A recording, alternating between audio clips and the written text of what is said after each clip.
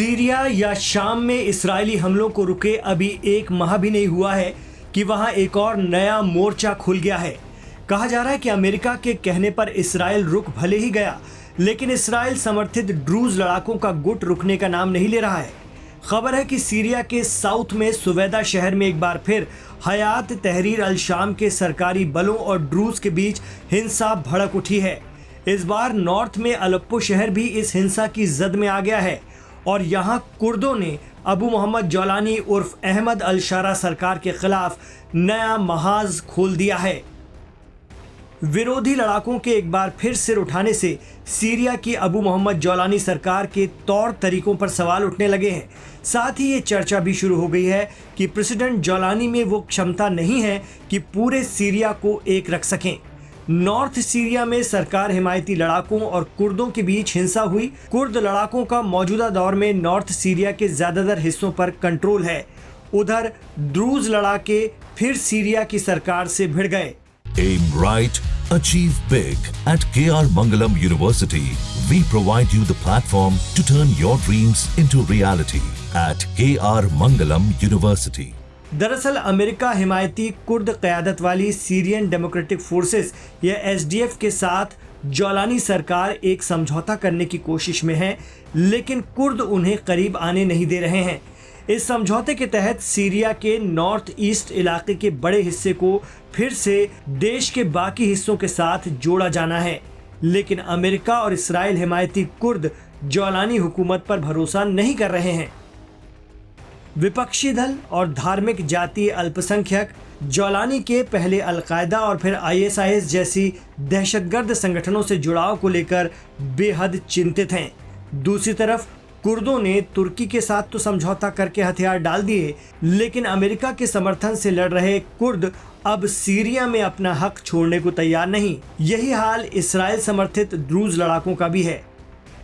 देखा जाए तो Middle East expert Shaukat Bharti का वो आकलन सीरिया में काफ़ी हद तक सही साबित हो रहा है, जब उन्होंने दिसंबर 2024 में सीरिया में बशर अल असद का तख्ता पलटने और जौलानी की सत्ता संभालने के दौरान जाहिर किया था। शौकत भारती कहते हैं कि अमेरिका, इसराइल और तुर्की सीरिया में अपने अपने हिस्से बांट लेंगे और अबू मोहम्मद जौलानी सिर्फ मोहरा बनकर रह जाएंगे। देखा जाए तो यही हो रहा है सीरिया में। ड्रूज और कुर्दों के बहाने अमेरिका और इसराइल जौलानी हुकूमत के लिए लगातार मुसीबतें पैदा कर रहे हैं और जौलानी खामोश हैं, वो कुछ नहीं कर पा रहे हैं। सुवैदा और अब अलेप्पो में हो रही बगावत और हिंसा इसी की बानगी है।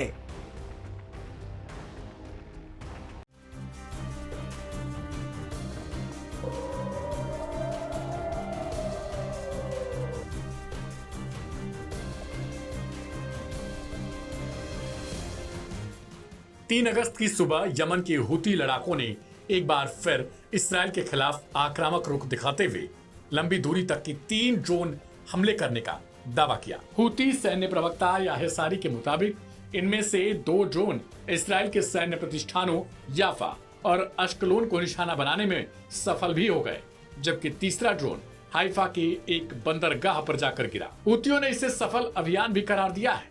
यमन की सशस्त्र सेनाओं का कहना है कि यह हमला कट्टरपंथी इस्राएली मंत्री इतामार बेन गवीर की उस हालिया हरकत के जवाब में था, जब उन्होंने अल अक्सा मस्जिद परिसर में प्रवेश कर प्रार्थना की थी।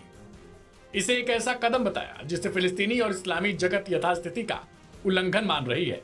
हुतियों का कहना है कि यह क्षम्य नहीं है और इसकी सजा इसराइल को मिलेगी।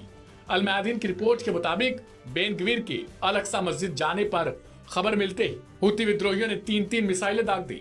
इसके अलावा ड्रोन अटैक भी किए। इस्राएली मीडिया के मुताबिक मिसाइल अटैक की वजह से कई इलाकों में सायरन की आवाजें सुनी गई। अभी इन मिसाइलों से कितना नुकसान हुआ है, इसे अधिकारी जांच कर रहे हैं। ईरान समर्थित इस समूह ने ड्रोन जैसे सस्ते लेकिन तकनीकी रूप से उन्नत हथियारों के जरिए इसराइल की गहराई तक अपनी पहुंच का प्रदर्शन भी किया है। यह कोई पहली बार नहीं है। बीते कुछ महीनों में हुतियों ने हाइफा से लेकर तेल अवीव तक हमले करने के दावे किए। Aim right, achieve big. At KR Mangalam University, we provide you the platform to turn your dreams into reality. At KR Mangalam University. जुलाई 2024 में तेल अवीव पर एक ड्रोन हमले में एक व्यक्ति की मौत भी हो चुकी है, जिसे इसराइल ने इंटरसेप्शन में हुई मानव त्रुटि बताया था। अब एक बार फिर से हूती ड्रोन सिस्टम, खासकर जाफा मॉडल, चर्चा में है, जिसे वे अपने सबसे उन्नत हथियारों में गिनाते हैं।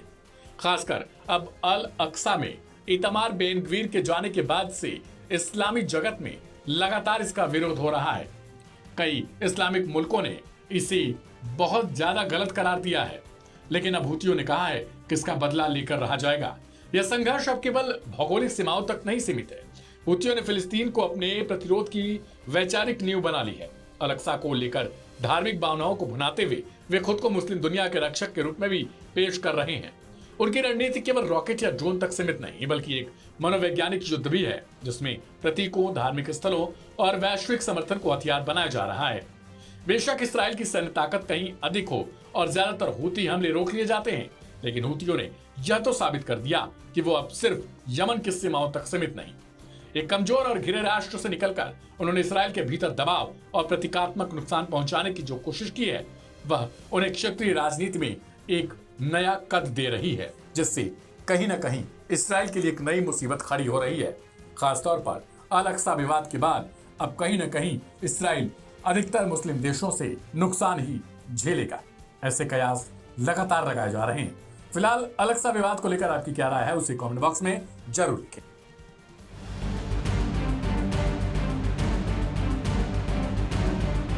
गजा में चल रहे हमास इसराइल वॉर के बीच इसराइल की तरफ से फिर वो गलती कर दी गई है जिसकी चिंगारी अरब मुल्कों को भड़का सकती है।